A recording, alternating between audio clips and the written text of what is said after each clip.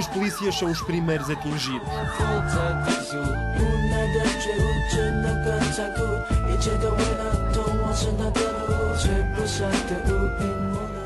2 tiros de 3 que foram disparados tiraram a vida a Wong Ka-lon, 31 anos, alegado membro da seita 14 quilates.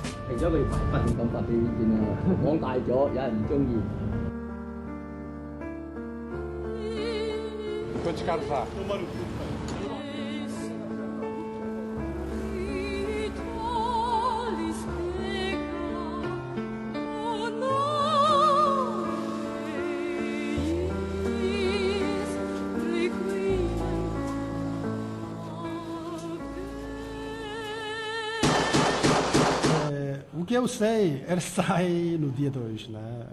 Sai no dia 2. Falhou por um dia. O secretário para a Segurança, Chong Kwok-wah. Depois de quase 15 anos detido, o líder da seita 14 quilates, Wang Kwok-oi, sai em liberdade amanhã aos 57 anos.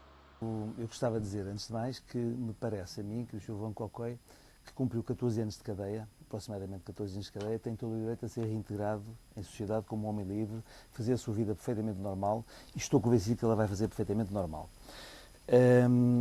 Se continuar em cima do homem, sempre à procura o que é que ele vai fazer, se vai dedicar ao crime, se não vai dedicar ao crime, como as perguntas constantemente que os órgãos de informação me fazem, é de facto difícil para ele fugir a este tema. Eu não tenho a certeza se irá de facto criar alguma onda de choque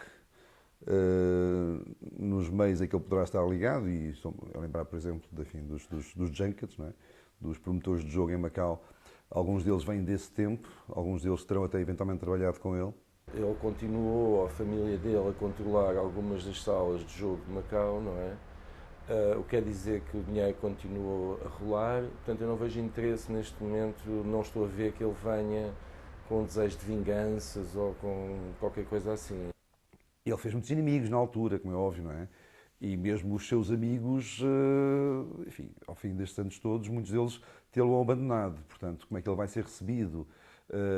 Enfim, é uma incógnita. Que força é que ele poderá ainda ter em alguns desses meios? Wang Kwok-oi foi detido no dia 1 de maio de 1998. Horas depois de ter rebentado uma bomba no carro do então diretor da Polícia Judiciária, Marcos Batista. Há inúmeras versões e há teorias da conspiração, e há pessoas que entendem que esse atentado nunca existiu e que foi um atentado fabricado. O Wang Kwok-oi estava para ser detido, eles estavam à procura do melhor momento. E penso que se esse atentado de facto existiu, isso não foi uma fabricação, penso que poderá ter dado, de facto, aquele impulso necessário. Marcos Batista estava a uma distância suficiente do carro para sair ileso e acabou por ser ele a deter o Wang Kwok-oi mais tarde num restaurante no Casino Lisboa.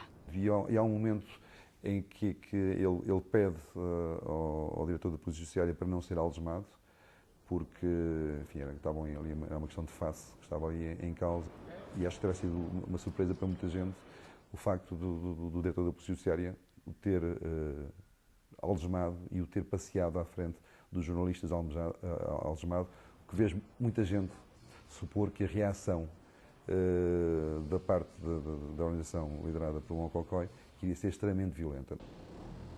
Uma antiga funcionária da prisão que prefere não ser identificada recorda o respeito e o medo com que não só os outros detidos, mas também os funcionários e dirigentes do estabelecimento prisional receberam Wang Kwok-oi, e contou à TDM um episódio passado na festa de Natal desse ano. Os reclusos já estavam no pátio sentados, ele foi o último a entrar no recinto. Todos se levantaram quando ele entrou e só se voltaram a sentar quando ele se sentou. Ele de facto tinha muito poder, ele nasceu em Macau e veio do nada, não é? E conseguiu chegar aonde chegou, controlar muito dinheiro, ser extremamente rico e controlar muita gente e muitas salas de jogo, etc.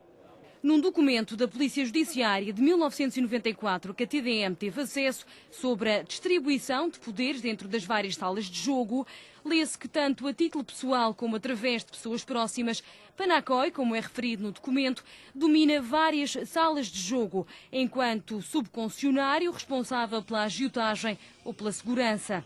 Procurava-se um equilíbrio, dando um pouco a todos.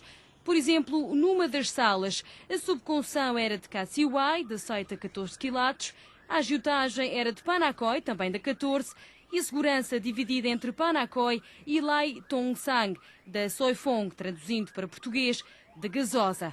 O facto de muitas salas, as chamadas salas VIP dos casinos, estarem entregues a diferentes promotores de jogo,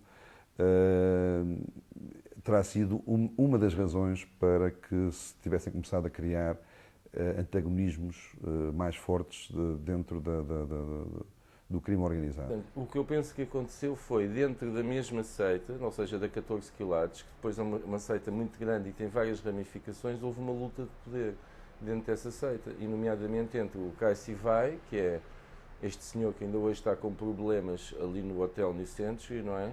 E o Wan Kokoi. Portanto, eles os dois nunca se entenderam. O Kai Sivai vinha de Hong Kong, ele é conhecido por Kai Si, por causa, quer dizer, mercado, porque, ao que se diz, a sua fortuna foi feita através da extorsão dos vendedores do mercado em Hong Kong, e depois veio para Macau, de facto, para se instalar na área do jogo e para começar também a ter lucros na área do jogo.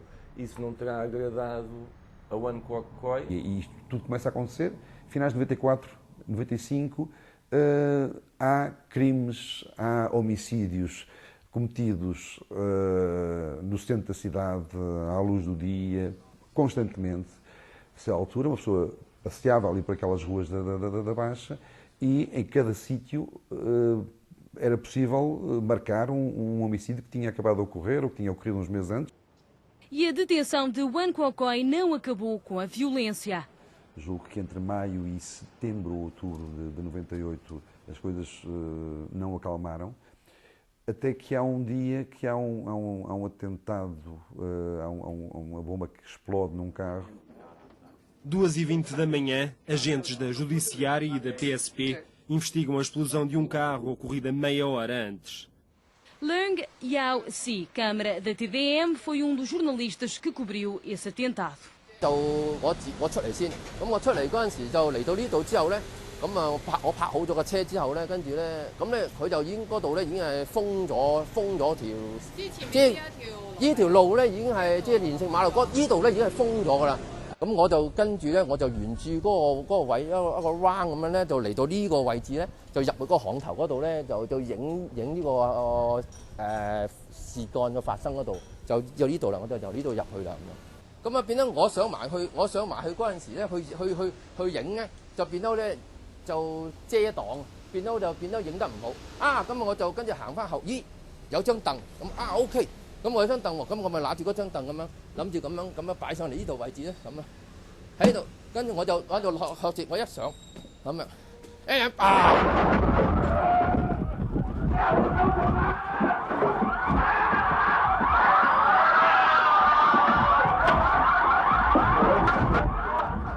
我都住咗成個月，因為咧當其時咧，我入去嗰陣時咧，開始咧點講啊？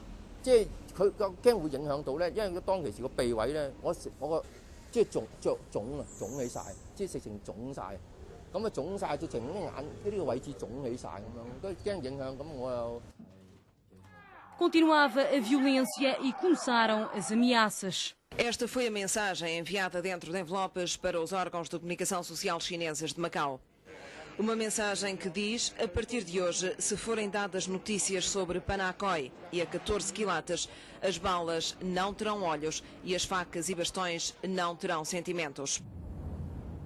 Só com uma segunda vaga de detenções é que a situação acalma. Entre outros, é detido Arturo Calderón, braço direito do líder da 14 quilates, que depois de 5 anos em liberdade voltou a ser detido há dias por planear um homicídio. Por altura dessa segunda vaga de detenções, Wan Kokoi continuava detido à espera do início do julgamento, que só tem a primeira sessão a 11 de outubro de 1999.